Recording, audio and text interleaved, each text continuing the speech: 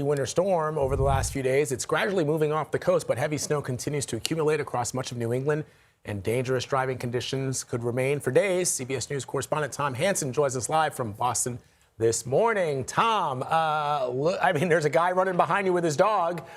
Some people making the best of it. That's right. Yeah. You know what? That's absolutely right. People are making the best of this because Boston got thumped. Guys, this was the strongest storm in basically 3 years. We got about a foot of snow. I want to give you guys a sense of just how deep this gets because we're standing in a little bit of a clearing here. But if you step over here, you can see my feet go down. This goes up my legs about a foot. And so that was a relentless snowstorm that really blew through this area. As you mentioned, that hasn't stopped people, some friends of mine, from getting out here and enjoying the snow. You missed about 10 to 15 dogs who were just having a ball out here earlier. Now, this storm did bring Boston to a standstill, a screeching halt. School is out for the day. Homeless shelters, some of them have been open for 24 hours to bring people in because right after this snowstorm blows through, which we're supposed to get a few more inches this afternoon, right after that happens, it's going to get bitterly cold here. We are expecting about 9 degrees in the next 24 hours, and that's going to feel like -2 with the wind chill. So we are not done with this weather system just yet. And this snow, because of all that cold temperature that's going to be blowing through, this snow is definitely here to stay. So a lot of happy dogs out here in the Boston area, guys. Yeah. We'd love to see it. Love to see it, Tom. Yeah, exactly. All right, my buddy. Thank you very much. Appreciate it. Stay warm. And CBS News national weather correspondent Rob Marciano joins us now from Central Park here in New York, tracking where the storm is moving next. Rob, thanks for being outside so we don't have to. How's it feeling out there? Well, it's just probably as cold as it was when you walked into work this morning. So good to see you guys. Similar scene to what Tom had, although we had a little less snow here because we had more sleet mixing in. And boy, that was painful throughout the day yesterday. But you saw the pictures of the plows and all they have to do to clear the roads here in any town. But in New York City, extraordinary because everything's tight. And they have to pile it up on the sides. Then they have to physically remove it with front loaders and dump trucks. So you can imagine what a pain that is and how the city takes some time to get back to normal. All right, let's go through where we are now, where it's going, and what's coming next.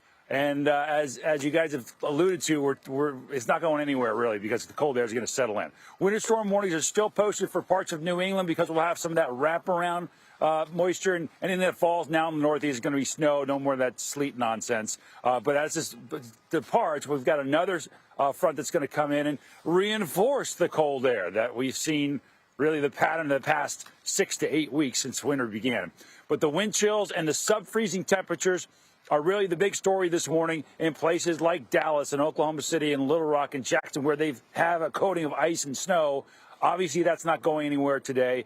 Devastating, very, very, minus 18 in Kansas City. My goodness. So that's why we have the blues and the maps there for extreme cold warnings, which we don't see too often, but we have seen it this year quite a bit.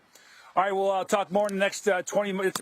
Guys, Shaun White was in Central Park. Did you see that yesterday? He was doing tricks out there. Very cool. I was so bummed I missed that, but that gives you a sense of how epic, right, this system was.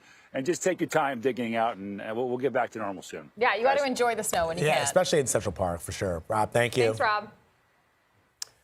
All right, air travel, let's talk about that. It's still severely impacted at this hour. Here are the latest numbers from FlightAware. There were more than 11,000 cancellations yesterday, the most in a single day since the COVID pandemic. And on the road, things are not much better. The dangerous driving conditions we're seeing are expected to stick around for the next few days. So joining us this morning is Robert Sinclair. He's AAA's Northeast Senior Manager of Public Affairs. Thanks so much for joining us this morning. So what's your advice for drivers given the conditions that we're seeing? Well, the most important piece of advice, given all the snow that we had and the wind, the blowing and drifting, is to clear the tailpipe of your vehicle, especially if you have a small economy car that's low to the ground. It is unfortunate that every time after we get an event like this, someone goes out into their car, they get in to warm it up, the tailpipe is clogged and the fumes back up into the vehicle, and we have a tragedy. After that, you want to clear the vehicle completely of ice and snow. It is the law in many states that the vehicle has to be completely cleared. The roof, the glass, the hood, the trunk lid, because blowing snow at highway speeds can leave that vehicle and blow into another vehicle and blind the driver. And once out on the road, you have to realize that it's still icy, it's still snowy. Posted speed limits are for ideal conditions, so you need to slow way down. It's going to take you a lot longer than normal to get to where you want to go. Leave lots of extra time, leave lots of room between your vehicle and the vehicle in front of you, and hopefully your tires are properly inflated to deal with these icy conditions that we have around the country. And Robert, I think that idea of patience is probably true for if you're traveling in the air as well for the next couple of days. So talk about yesterday's somewhat historic number of delays, of cancellations, and how long do you think it'll take until things really get back up and running again? Clear weather is what we have to hope for in order to get the airlines back on track. We are still using ground-based radar technology that dates from World War II.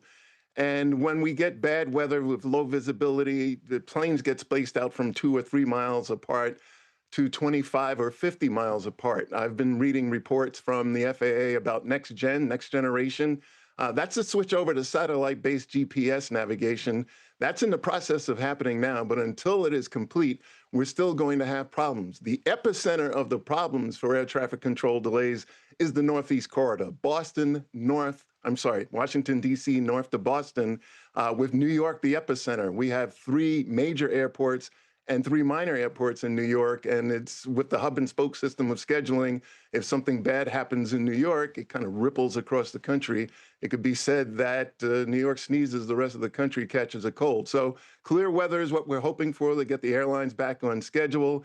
In the meantime, if you're going to fly, you should have your airline's app on your phone so you can be notified in real time in case there are any delays. And use carry-on luggage. If you check your luggage and it's on the plane and something happens, you might have a tough time getting it back.